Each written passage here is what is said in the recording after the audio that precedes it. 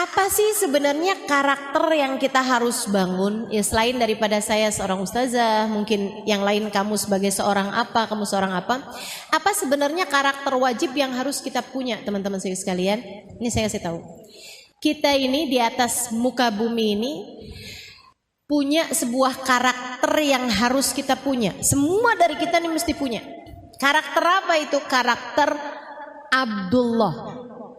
Karakter hamba Allah, ya, karakter ibadallah, karakter hamba Allah satu. Yang kedua karakter umat Rasulullah, umatnya Nabi besar Muhammad. Karakter yang terbangun di atas kalimat La ilaha illallah Muhammad Rasulullah.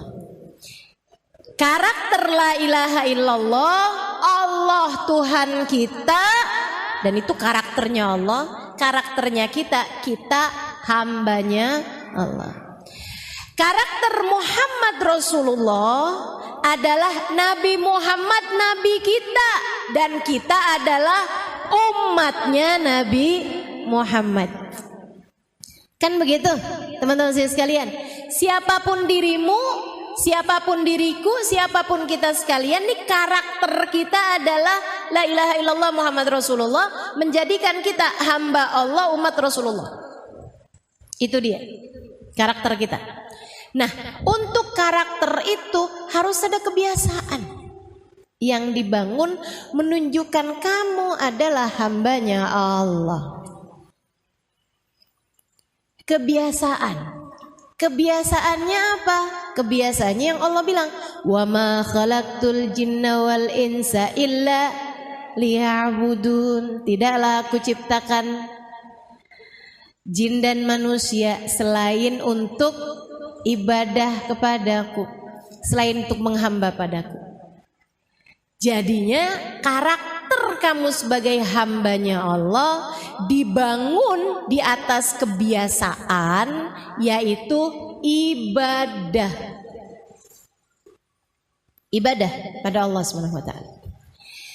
Ibadah itu apa? Salat. Oh iya, betul. Sedekah. Iya. Apalagi? Baca Quran. Iya. Oke, apalagi? Hadir majelis. Ibadah apa bukan nih? Ibadah. Saya mengajar, ibadah apa bukan? Ibadah. Kemudian lagi nutup aurat. Ibu-ibu pakai bajunya ibadah apa bukan ibadah? Ibadah, karena menutup aurat. Begitu kan ya? Puasa. Ibadah, gitu kan ya? Di saat kamu lagi puasa, makan sahur, ibadah apa bukan? Makan buka, ibadah apa bukan? Ibadah. Di saat kamu lagi nggak puasa karena kamu sedang menstruasi, saat kamu lagi nggak puasa karena kamu adalah seorang istri yang suamimu sedang ada di kota, tinggal bersama dengan kamu, itu memang istri nggak sunnah buat sering-sering ibadah sunnah, ibadah puasa sunnah ya, karena kan setiap kali ibadah puasa sunnah takut mengurangi hak suami dari dirimu gitu. Nah, kamu ketika enggak lagi puasa karena Allah, karena kamu melaksanakan perintah Allah untuk suamimu, dan karena kamu memang sedang dalam keadaan menstruasi misalnya, berarti kamu enggak puasa, ibadah apa bukan? Ibadah. Berarti kamu makan, ibadah apa bukan? Ibadah. Ketika kamu mau pergi majelis taklim, kamu naik mobil, ya kan ya? Mobilmu ini kemudian kehabisan bensin, kamu isi bensin. Ibadah apa bukan? Kenapa bisa ibadah? Karena kamu ngisi bensinnya mau pergi ke majelis. Nah, kamu dapat duitnya itu, gitu kan ya, yang untuk kemudian kamu pakai buat ibadah, entah dari suami kamu, entah dari kamu bekerja, misalnya begitu ya. Berarti tuh kamu bekerjanya tersebut, entah kamu jualan online, entah kamu jadi penjahit, misalnya gitu ya, entah kamu dengan menjadi istri yang soleha, karena kalau saya nggak soleha nih nanti nggak dikasih duit bensin buat pergi ngaji nih. Berarti kamu ketika menjalankan tugas-tugas kamu yang untuk mendatangkan kehidupan duniawi, ibadah apa bukan ibadah? Ibadah. Dari situ kita tahu teman-teman saudara sekalian, kalau kamu niat hidupmu ini untuk ibadah kepada Allah dan kamu dalam hari-harimu itu menjalankan karakter sebagai hamba Allah dengan memiliki kebiasaan-kebiasaan yang Allah Subhanahu wa taala ridho, kamu melakukannya, maka semua yang kamu lakukan dalam hari-harimu itu bernilai ibadah. Yang perlu kamu tegaskan terus-terusan dalam hidup kamu, dalam hari kamu adalah 1, benerin niat, 2, jauhin maksiat. Itu melahirkan kebiasaan yang bagus. 2 hal tersebut teman-teman sekalian, melahirkan kebiasaan yang bagus itu dengan 2 hal tersebut itu. Yang pertama jauhin dosa, yang pertama benerin niat, yang kedua jauhin maksiat. Jauhin dosa, gitu ya. 2 hal itu kalau kamu kerjain terus-terusan gitu, semua yang kamu kerjain tuh bisa jadi taat, semua yang kamu kerjain bisa jadi ibadah, dan itu enaknya jadi hambanya Allah. Kamu jangan kirain di hari akhirat nanti yang bakalan menuhin timbangan amal pahalamu tuh cuman sholat, sedekah gitu ya, hadir majelis ilmu, puasa, baca Quran gitu. Enggak, salah teman-teman saya sekalian.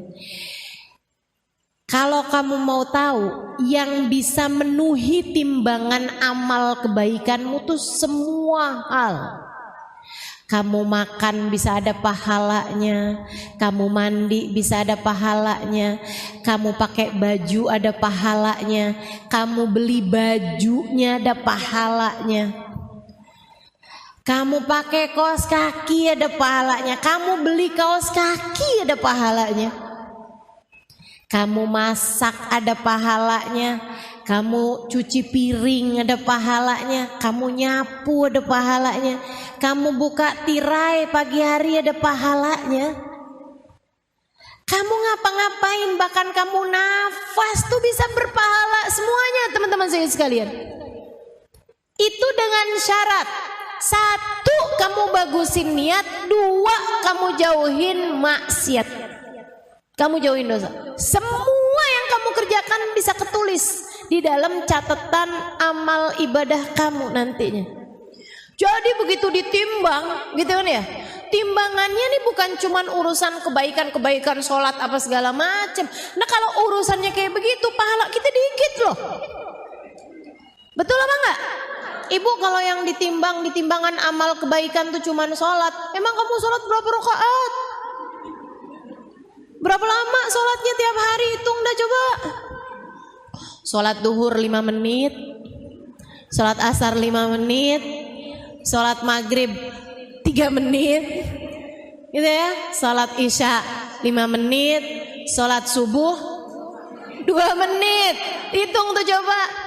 Ya ampun, gak nyampe 25 menit. Artinya gak nyampe setengah jam dari 24 jam waktu yang Allah berikan kepadamu. Belum lagi sholatnya, sambilan sholat sambilin mikir mau masak apaan habis gini ya. Emang iya gitu ada di timbangan amal kebaikan. Waduh kayaknya berat nih mau naroin kebaikan-kebaikan kita yang bisa ngeberatin biar bisa lebih berat daripada dosa-dosa kita. Gimana caranya nih biar bisa ngeberatin timbangan amal kebaikan? Jadikan semua perkara mubahmu sunnah. Ini pesan dari Sayyidil Habib Umar bin Hafid. Kata Habib Umar bin Hafid, al-mu'min ma yaf'alul mubah. Orang yang beriman tuh gak ngerjain perkara mubah. Kok bisa gitu Bib? Ya ngapain kamu ngerjain mubah? Kalau mubah itu bisa bernilai pahala ketika kamu ngebagusin niat dan ngebagusin caranya. Beliau gitu, kamu bagusin niat, kamu bagusin caranya, itu jadi berpahala teman-teman. Kamu makan Niat makannya biar gak lemes hadir majelis. Saya niat makannya biar saya gak lemes kalau ngajar. Ibu-ibu, kalau saya gak makan-makan, saya lemes loh. Emang dikirain kalau saya gak makan-makan gak lemes?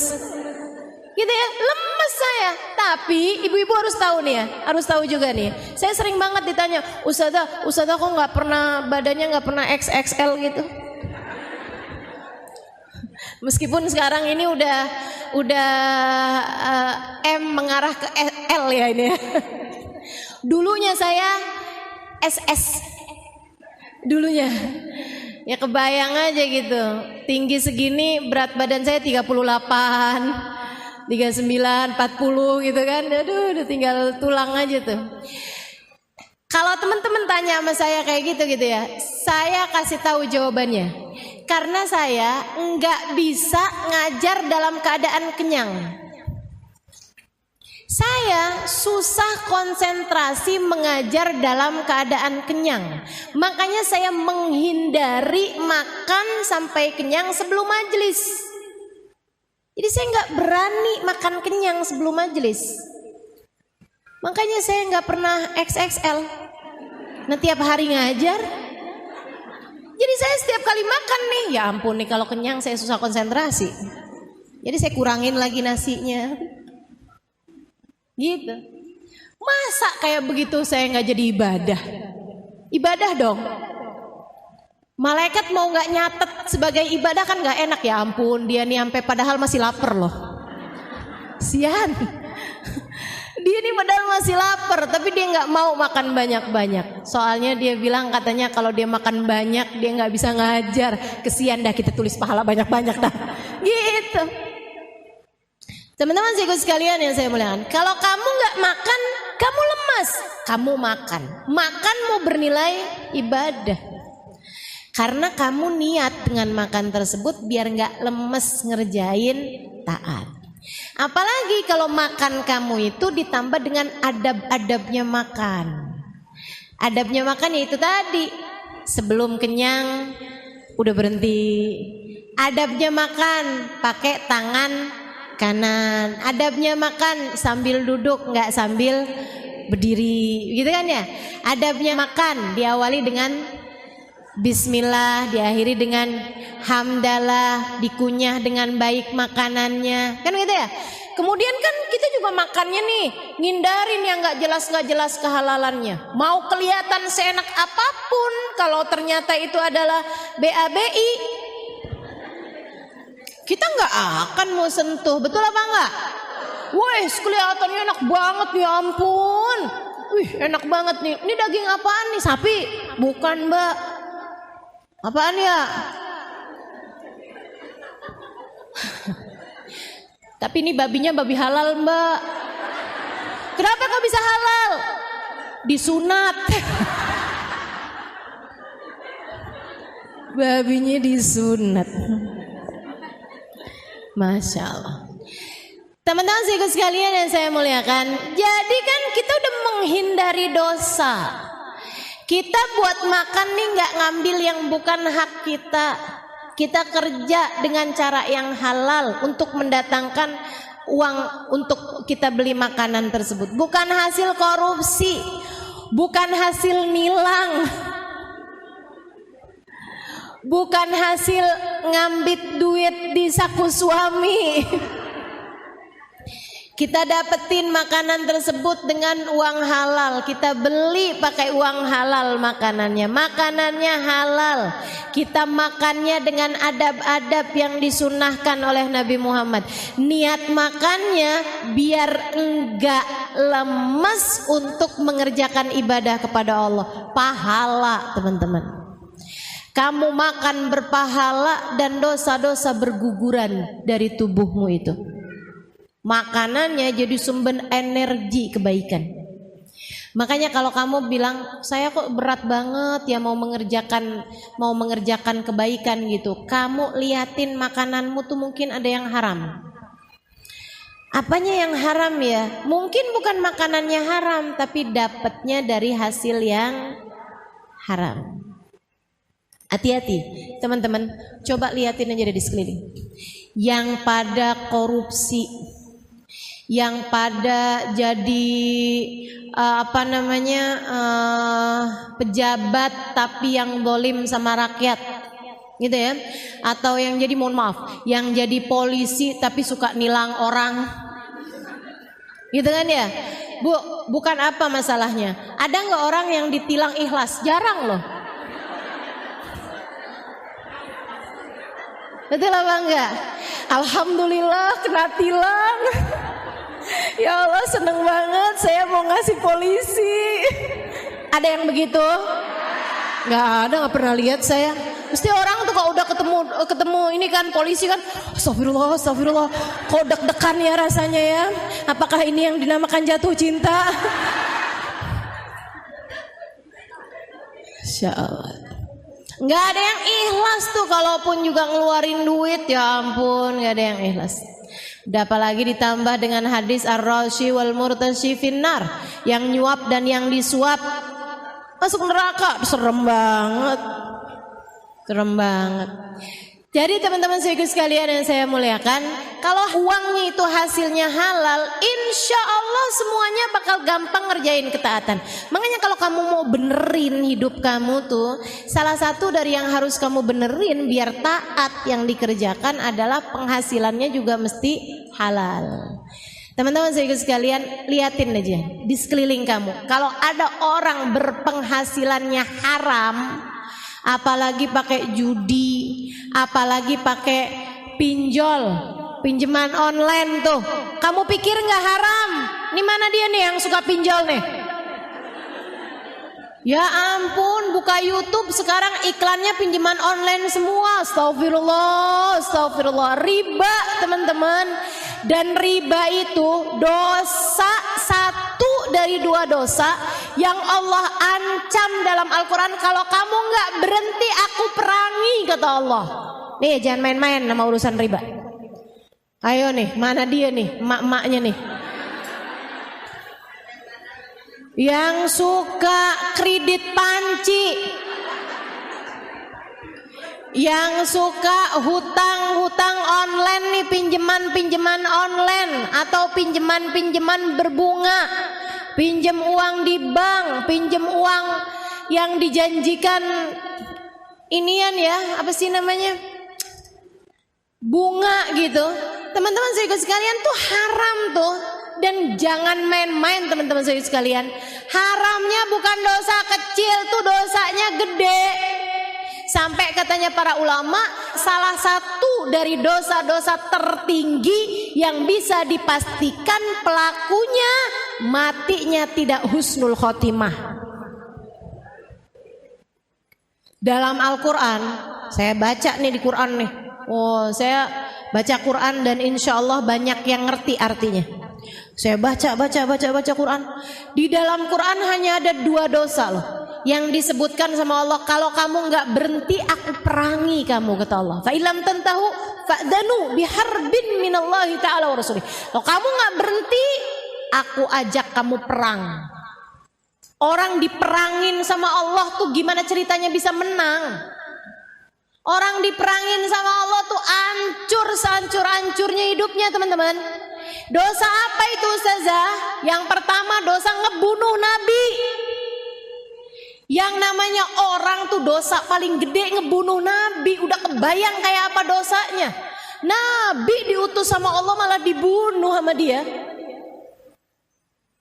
Orang yang ngebunuh Nabi Saleh, orang yang ngebunuh Nabi Daud, orang yang ngebunuh Nabi Zakaria, orang yang ngebunuh nabi-nabinya Allah Subhanahu wa taala, nabi dibunuh sama mereka. Itu teman-teman dosanya.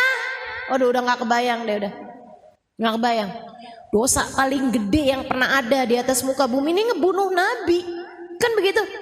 Nah Allah bilang selain ngebunuh nabi ada satu dosa lagi yang Allah bilang kamu nggak berhenti aku perangi, kata Allah. Apa itu? Riba. Allah tuh habisnya bilang mengenai dosanya riba, Allah bilang fa illam tantahu fa'dhanu biharbin minallahi ta'ala wa rasulih.